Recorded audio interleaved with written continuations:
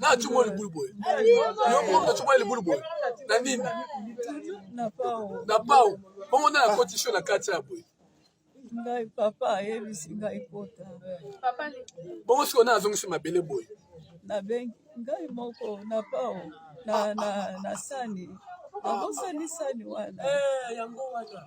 Musika bosunga kokunda nakende kopema kokokanga te nani akoleisa ngai nani akozonga charge 28 jours sans manger.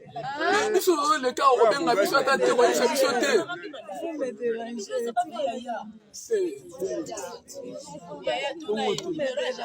Sikoyo numéro ya Jacob eza. Jacob Numéro ya téléphone ayaka mbo mususu. Numéro na eza. abebisa ye motema yaka nini. Numéro ya téléphone na ye.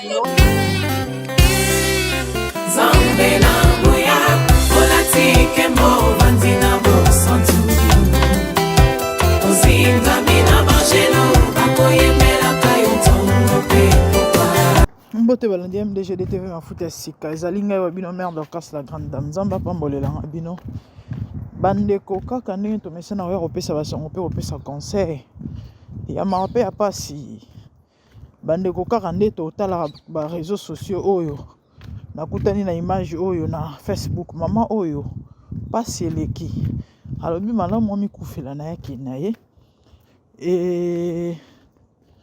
po moto akolesa aza te moto akosunga aza te moto akokipe aza te moto atalaka ye ata te nayebi te mwana bana to te oyo baotuna ye soki ayaka alobi babebisa motema mwana na ye nayebi te certainement nayebi te mobali na ye mwana au fait c'est compliqué et mobali moto ayebisaki akota na libulu selon explication na ye ye moko atimolaki libulu akoti atie zelo akufa parce que asali soki 21 jours soki 23 jours alera te amelaka te ana mbongo te ana eloko te moto akosunga aza te bandeko na ngai nazangi vraiment maloba nayebi te au fait soki nasali émission oyo eza mpona conscientiser peuple congolais surtout ya diaspora. Les amis, nous pouvons aider nos confrères. Nayebisaki bino likambo ya Congo eza likambo ya mutu nyonso. Tala botala kaka teke au gouvernement.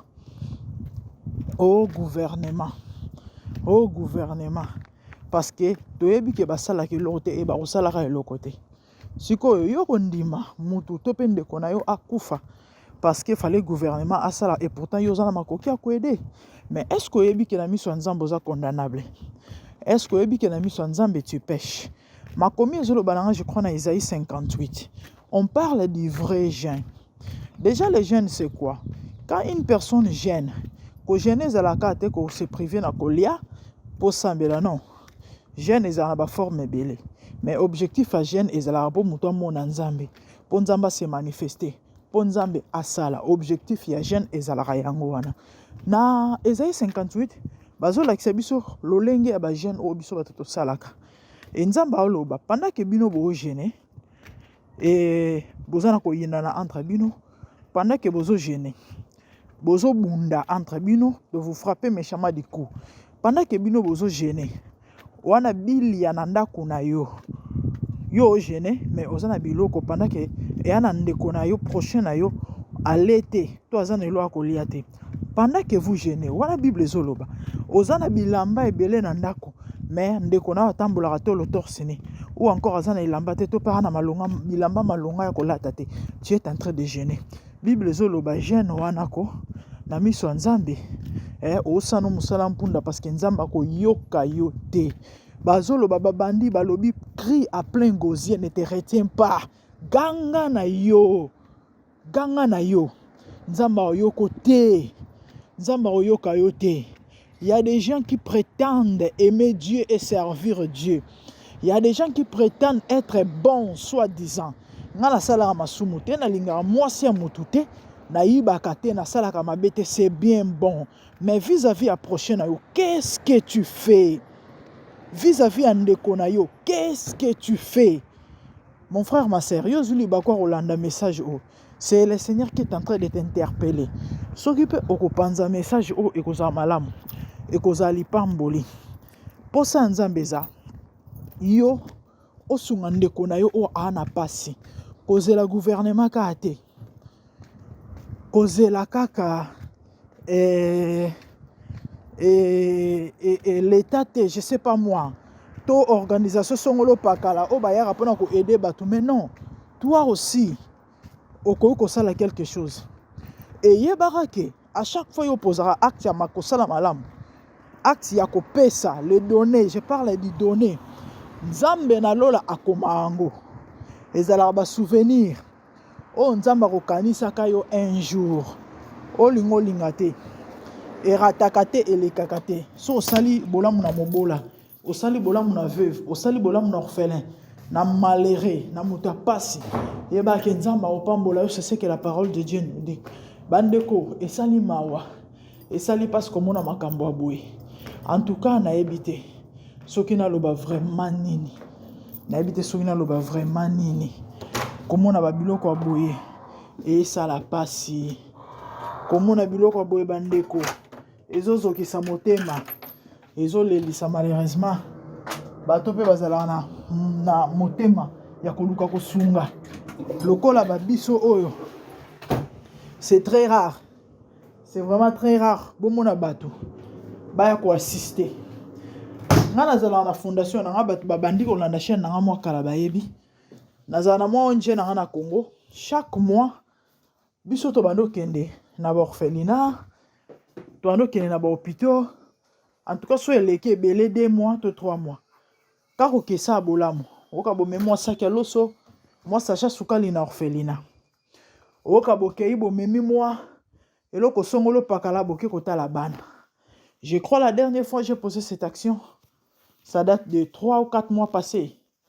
Pourquoi? Simplement parce que bandeko makoki ezate tobelela mikolo nyonso kosenga ba partenaire ne fût-ce que un petit 10 chaque mois yaya ressentir no ango te ya bambongo oyo to sarana nango oko bimana bana na coin osoli bango bombo na shop mbongo pe sili nango ya nango mbongo moya ebele te so aussi tu penses donner ebele gloire à Dieu mais to senga ebele te maintenant yango kopesa bino loboko nani akopesa bino loboko na tikala na partenaire moko maman na chaque 2 mois pianga $40 azala na France na sambela nzamba bosa na maman na te c'est la seule partenaire na tikala nae chaque 2 mois maman na tinda $40 na Congo na zaraso na zimbongo wana songa na mbongo na bakisi to sali action so na mbongo te na zo aka monta wana ndenge mo 40 ngo wana tam soupe muto ke no retirer ngo il faut foutre moi transport OK tikala moi $35 na kenda na kena tiki na orphelinat moko songolo c'est ce que je fais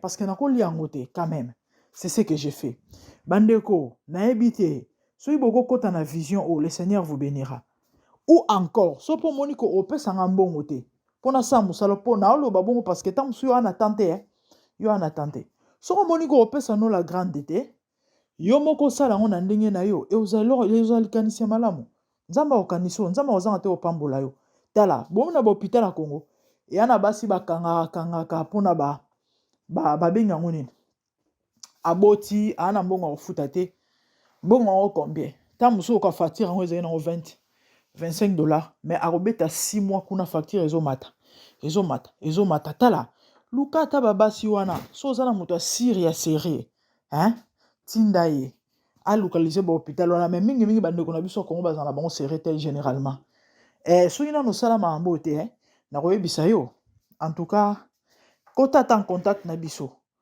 tokozwa ba image parce que toi na caméra na Congo à chaque fois to sala ba action to filmaka benga biso ata mama na sala eloko boye na zongisa boye problème te tokopesa yo bato ba ko accompagner ou soit na mutu oyo kotinda ou soit so za na bato te tu envoies l'argent caméra kozala ba filmer ba image na mbongo na ondenge ko komela tozongisela yo comme preuve pour monake to sa musala bandeko makambo ezo sa pasi na motema l'être humain une vie la vie est sacrée muto azo commettre fin na vie na parce que azo bata ko bandela par succès la wapi je sais pas na lobanini en tout cas na eke kana conscientiser yo ndeko nanga congolais makambo oyo bandeko toza na possibilité ko silisa ngo surtout diaspora tokoki kosala yango.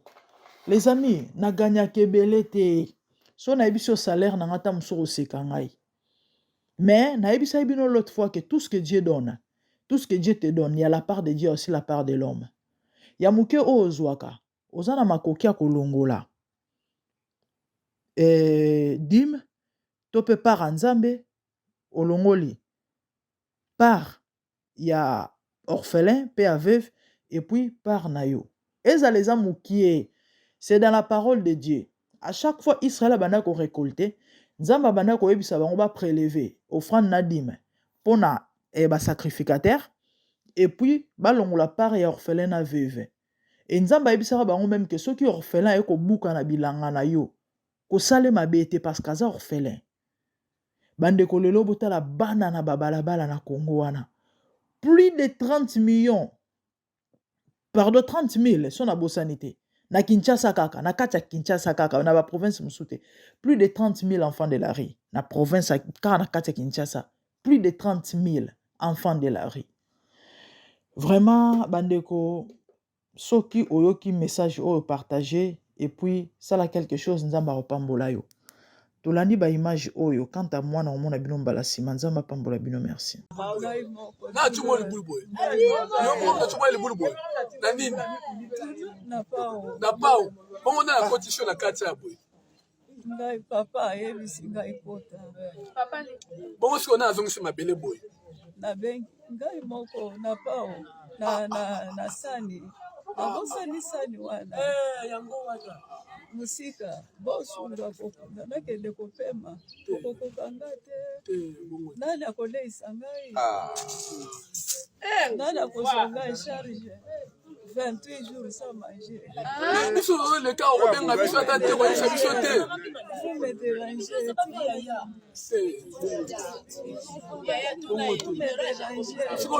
numéro ya Jacob eza Jacob numéro ya téléphone ayaka mbo mususu numéro na eza abebisa ye motema yaka nini numéro ya téléphone na ye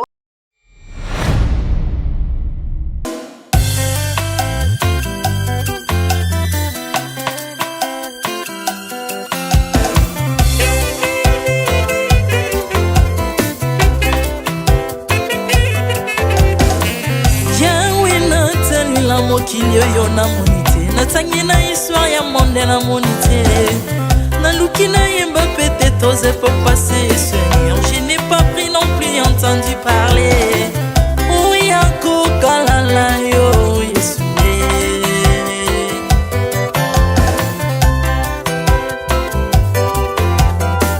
même na domaine ya sorcellerie nationale atana oyo ya international papa na yo kisangwa banzamba mokili yo mopota kufa se kwa lokola yo Yesu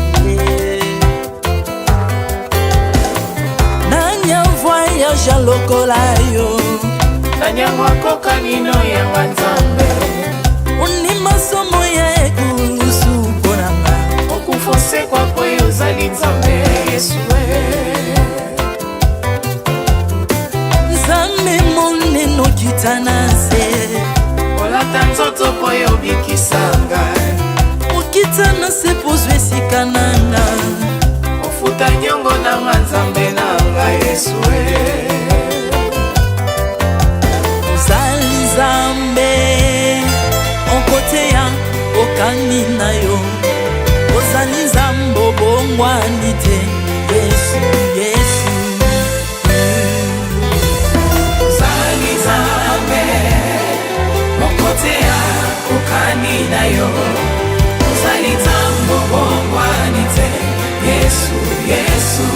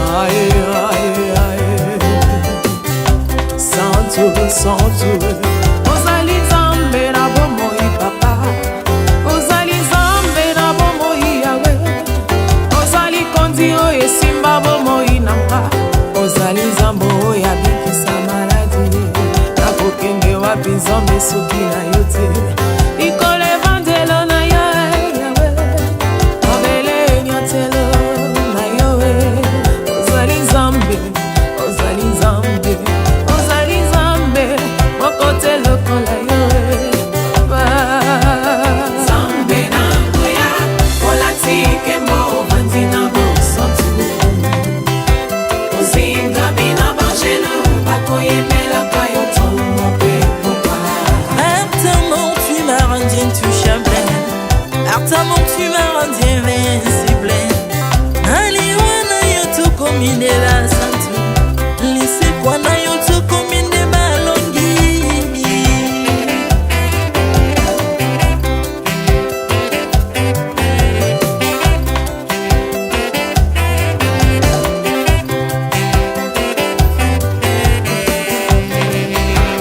nzambe na ngoya olatike mbo ovandi na bosantu ozinga bina bangelo bakoyemelaka yo ntongo mpe mopa nzambe na ngoya olatike mbo ovandi na bosantu ozinga bina bangelo bakoyemelaka yo ntongo mpe mopa Autrefois ngai nazalaki binzo ndoki ya kolianga lolenga lingi mais par son son na se métamorphosé osimingo sambwe maladi na biso olengo bebi naza toxique grâce à lui